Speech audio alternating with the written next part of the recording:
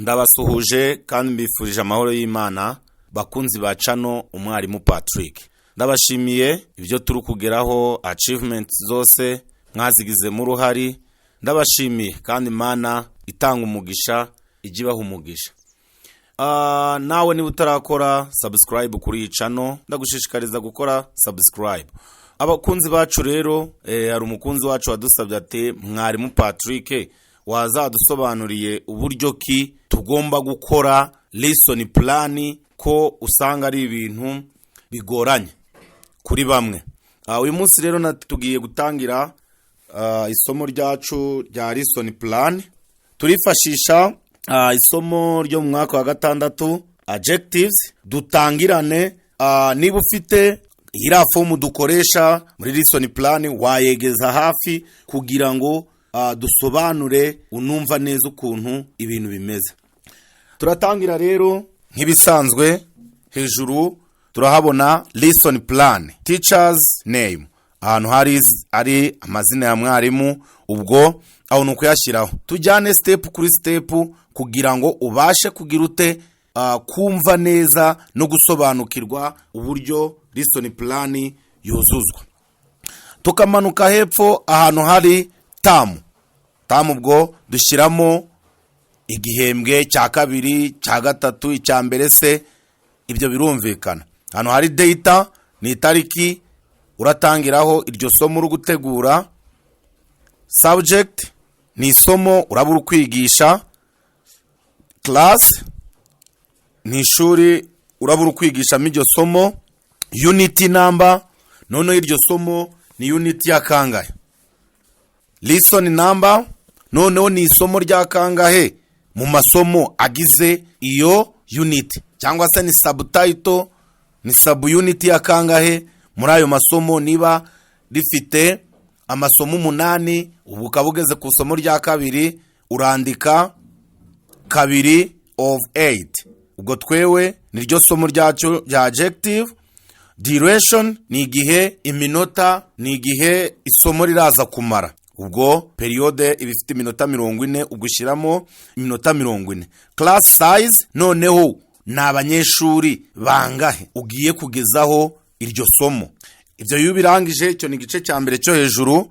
Duhita tujya kuri, hari abantu benshi kano kantu bakunda kugataruka kandi nta kingenzi cyane. Ahanditse ngo types of special educational needs to be catered for in this lesson and the number of learners in each category.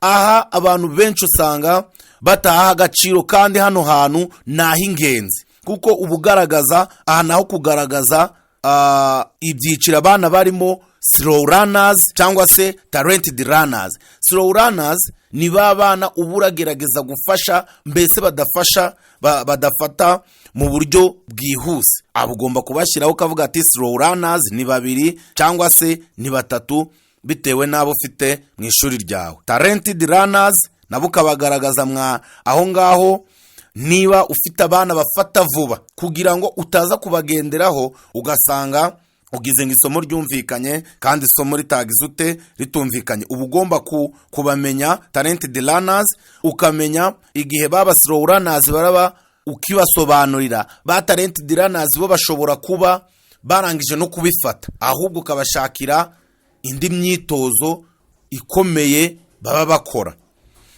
Then ndumva aho ngaho kuri types of special education needs humvikanye. Tuhita tujya kuri unit title. Unit title, ubwo twewe unit turiho twafatiyeho urugero ni adjectives. Noneho hangaha kuri key unit competence. Key unit competence ni ugushyiramo ubumenyi, twuzuzaho ubumenyi umwana araba afite nyuma y'iyo unit ni ubuhe. Tugendeye kuri isomo ryacu turi kugenderaho rya adjectives, key unit competence, twavuga ngo use the language learned in the context of comparative and superlative. Yes, iyo ngiyo ni key unit competence. None hangaha key unit competence ni ubushobozi cyangwa se ubumenyi umwana azaba afite nyuma y'iyo unit yose. Title of the lesson ho nukuvuga ngo ese niriye somo muriho. Ahangaha kuri adjective turi kuri comparative and superlative. twamanutse hasi kuri instructional objective.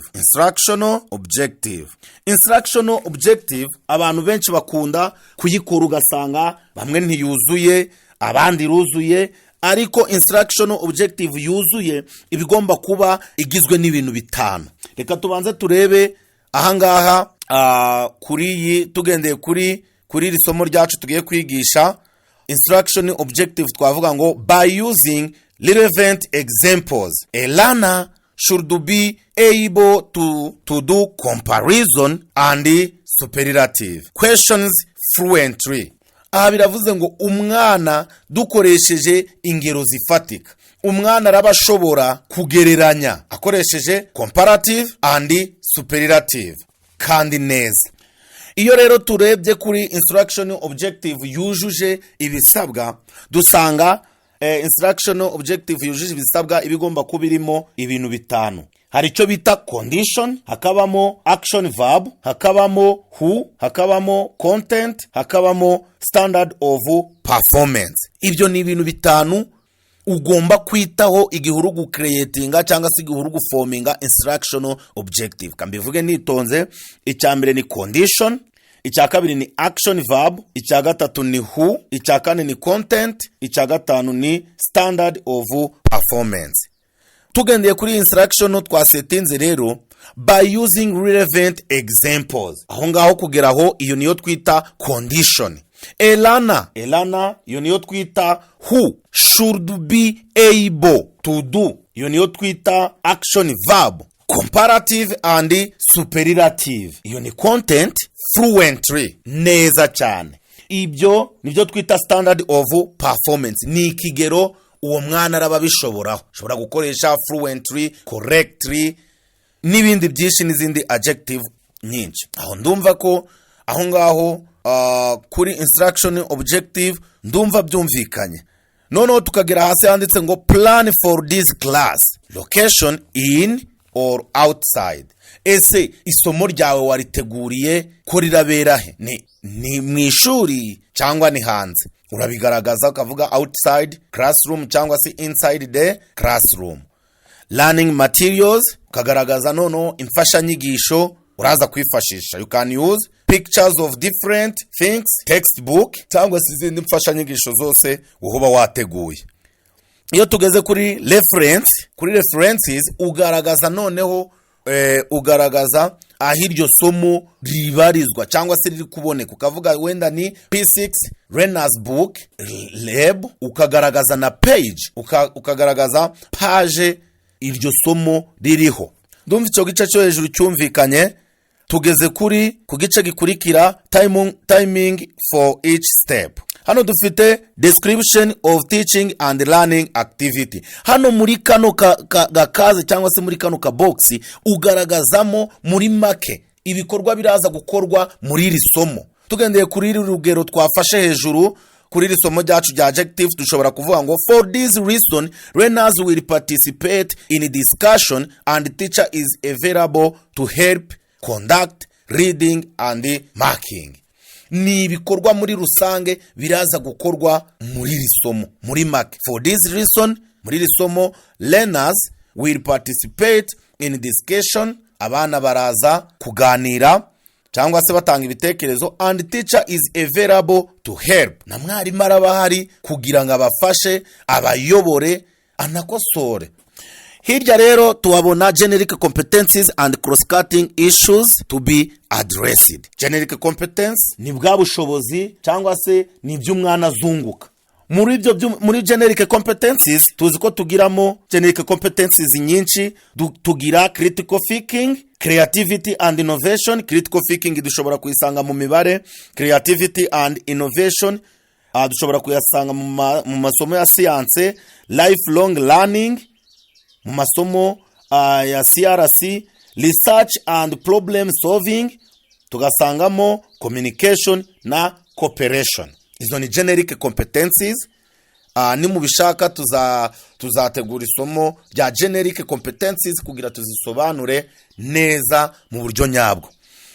Noneho kuri cross cutting issues ho cross cutting issues tugiramo za comprehensive sexuality, peace and value education, gender education, genocide studies, inclusive education, financial education, environmental and sustainability na standardization and culture. Ni mubishaka murandika muri komenti, tuzakore isomo rijyanye no gusobanura zino generic competencies na cross cutting issues n'uburyo wazadresa mu somo kuko tubigiyemo byadufatigiye. Noneho hasi kuri introduction ugomba kuyiha iminota, njewe njanyiha iminota 10, development nayo nkayiha iminota 10 na conclusion development ni iminota 20, conclusion nkayiha iminota 10. Noneho hano muri introduction no muri development of the lesson no muri conclusion hose haba hariho teacher activity na learners activity. Ni ibyo mwarimu abarakora noneho ni ibyo abanyeshuri baba barakora. Niba mwarimu afite ikintu ari gukora n'abanyeshuri bafite icyo bari kugira ute bari gukora. Muri introduction shobora kwandikamo to greet learners. Nubu usuhuje abanyeshuri nabo barasuhuza nde mwarimu. To ask learners about previous lesson. Nubu kubaza abana ku somo ryabanje, abana bazaba bari gusubiza ibibazo. To answer the questions. Gatatu ushobora gushyiramo to announce the topic or new topic to the student. Uzatangariza abana new topic, noneho abana bazaba bari gukora iki? Listen carefully. Bazaba bari gutega mwarimu amatwi. Iyo ngiyo ni introduction. Ukegera hirya ugashyiramo generic competencies na cross cutting issues n'ingingo nsanganyamasomo. Muri development rero umwarimu atangira to present and use learning materials to help learner understand well. Atangira yereka noneho abanyeshuri imfashanyigisho kugira babyumve neza. Noneho abanyeshuri icyo baba bakora to observe and ask questions to understand well. Abanyeshuri baba bareba imfashanyigisho bitonze bakabaza niki n'ibibazo. Muri introduction kandi to help learner to understand the key point of the lesson. Ni ufasha abana kumva neza isomo uri kwigisha icyo rigamije. Abana ni to read and think critically to the written question and start discussion. Noneho abana bo nyine iyo mwarimu ari kubafasha kubyumva anandika n'ibibazo, abana baba bagira ute bakurikiye basoma niki n'ibibazo. Hagakurikiraho to give activities to discuss in the small group. Noneho mwarimu agatanga imyitozo yo gukorera mu matsinda. Niba bari gukorera mu matsinda ubwo to ensure discipline of their discussion. Abana bazaba bari gukora mu matsinda anariko bagira batanga ituze mu matsinda baremo. Noneho to give a support in some group where needed. Mwarimu nawe azaba ari gutanga iki ubufasha aho bukenewe. Noneho abana bazagira ute igihe mwarimu wazaba ari ku manage class. Abana bazaba bari ku to present their findings to the class. Abana bazaba bari ku presentinga cyangwa se kugaragaza ibyo bakuye mu matsinda. Ubwo introduction twayirangije, iyo ni development of the lesson twari turiho.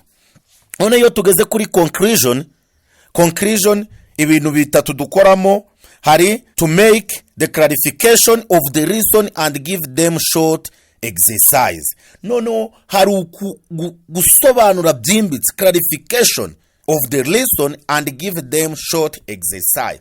Urasobanura nyine ku buryo abana barabyumva noneho neza, ugasobanura uhereye ku byo batanze mu matsinda, ukareba ibyo batavuze ibyo bavuze ukabimakingaho clarification cyangwa ukabyumvikanisha neza. Abana icyo bazaba bari gukora ni to listen carefully and ask questions to understand well. Abana bazaba bari bateza amatwi, bari kumva, banabaza ibibazo biganisha kugira ngo bumve isomo neza. Noneho give them exercise. Mwarimu atanga iki exercise, abanyeshuri bo bazakora exercise. nurangiza to collect exercises in generally. Uzakosora iki exercise cyangwa imyitozo muri rusange. Cyabana zaba bari gukora ni to ensure discipline in their class. Bazaba bari gukurikira batanga umutekano.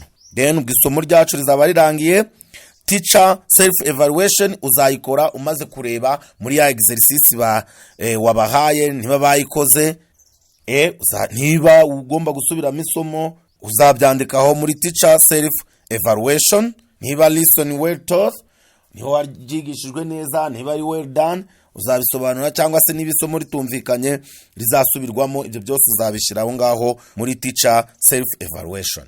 Hari icyo waba ushaka ko tuzaganiraho ubutaha kuri iyi channel umwarimu Patrick, wabyandika muri comment, kandi niba utarakora subscribe wayikora kugira tujye tubana umunsi ku munsi kuri iyi channel umwarimu Patrick. Murakoze.